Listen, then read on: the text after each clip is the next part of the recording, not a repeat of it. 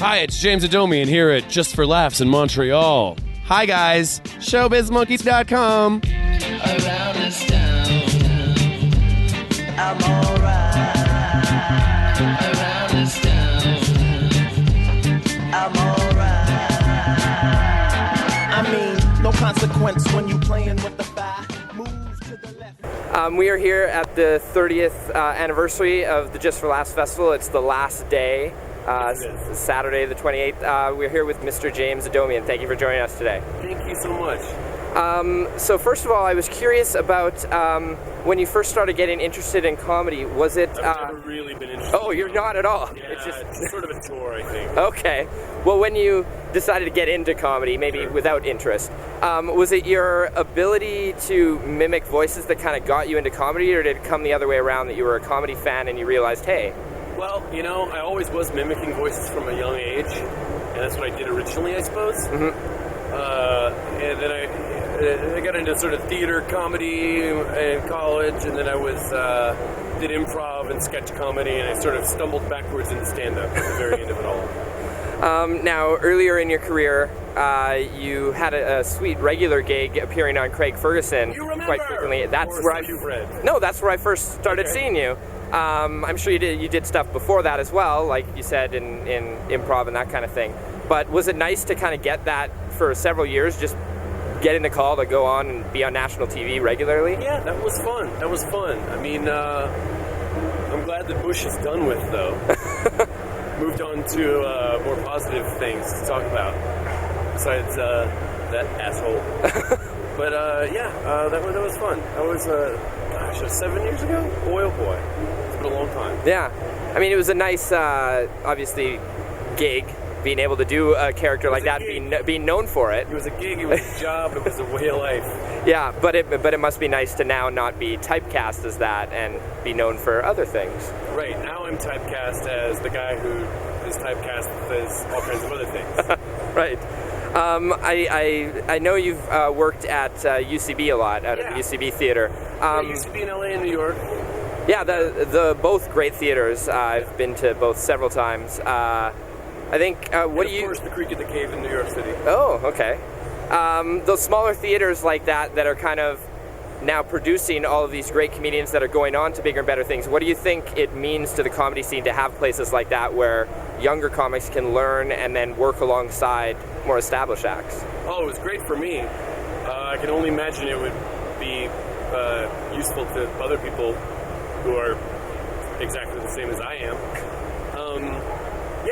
It is great. That was one of the best things in the world, was getting to coming out of doing sketch comedy and stuff in UCB, like 2005, 2006, sort of meeting all these stand-ups that I'm now friends with and do a lot of shows with and stuff.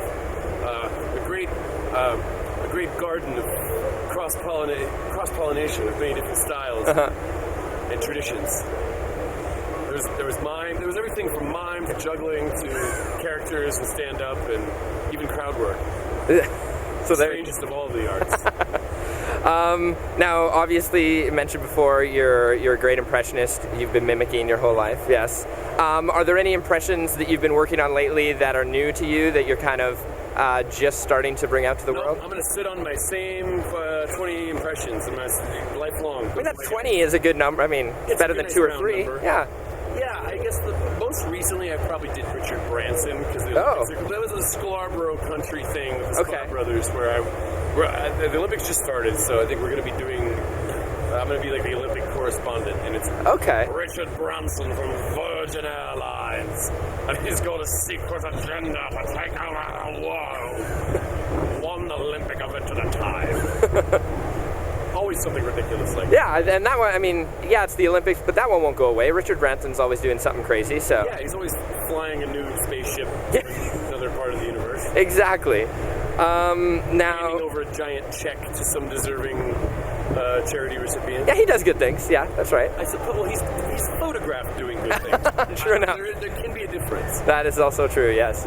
Now, is this your first time at the Just for Laughs Festival? No, I was here a couple years ago. Okay. And I also forced my way in 3 years ago, unbooked. Oh, how did that? You just showed up and got on shows that people you knew were? I did. I don't recommend it. Well, actually, Matt Besser was like, hey, man, you want to do some shows? I was like, yes. So I flew myself here, and I had like a couple shows with him, and then I squirreled my way onto one or two more after that. But then, yes, this is my second real festival. Okay. Here. How was your experience? Where they wanted me here, and they weren't upset that I was. And they gave you a pass, and everything was paid for. Yeah. How's the experience been so far? It's this great. year? It's great. It's a great festival. It is one of my favorites. What they do here is really international in a way that I don't have an experience at other places. I do a lot of American festivals and stuff, but this is a really great place to see what's hot in the laugh business in Canada and Britain and Oceania. Have there been any personal highlights for you, people you've been excited to actually see, or shows that you've been excited to be on? There have been a couple of wonderful gentlemen, personally, just in my after hours life. It's Montreal, yeah. It is Montreal. It's a very sophisticated and advanced city. I mean, I love seeing Kindler. I love seeing Todd Glass and Paul F. Tompkins and all my friends. Sean Patton's here. It's a great, and Glenn Wool. Great way to catch up with friends who otherwise are just on tour all the time or shooting something. You never know. Yeah. You mentioned Kindler for the State of the Industry address. You opened it up as Andy Kindler, introducing Andy Kindler. Yeah, here's the trick to a Kindler impression is just get the voice. It almost bombs itself. And then the third thing. Was it fun to be able to kind of do that with him coming up right after, and then then doing him almost? We thought of it the night before, and we were like, oh, absolutely, let's do that. We've gotten to do a lot of shows together, and he is a wonderful sweetheart. It's always a pleasure.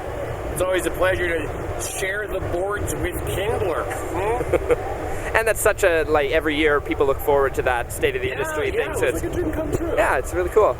And then you mentioned that you're off camera, that you have an album coming out. I do. In a couple weeks. It's by the called time Hangin Fruit. Hangin Fruit. And it's going to be available on Earwolf first, exclusively, and it comes out August 13th. And it is my first stand-up album, first album of any kind, and it's also the first album to come out on Earwolf. So we're newbies to this album business together. But people should go check it out, of course. Hello, sir. Sorry, we're blocking. Pass right through. It's a welcoming place. Bonjour. Bienvenue. Hi. What were we saying? That was right. I was just saying, so people can go to Earwolf. Yes, earwolf.com. That's going to be, I think we're announcing it Monday, and it'll be out August 13th for download or physical copies if you like the artwork and discs and so forth. I think people still like it. There's a few people out there. I sure do. Still like it. And then after that album release, what else do you have coming up? Touring? That's it, man. I'm tired. That's it? Yep. Album's done? Make a million? The Comedy Bang Bang tour this next week. I don't know when you're going to release this, but we're doing a tour for the IFC Comedy Bang Bang tour show around the U.S. And I'm going to be on Children's Hospital the next season, which I believe will be this fall, maybe November or something. And all kinds of stuff. I travel and tour and film and dance about on stage all the time. So look for me and find me, and we'll be happy together. Thank you very much. Thank you. ShowbizMonkeys.com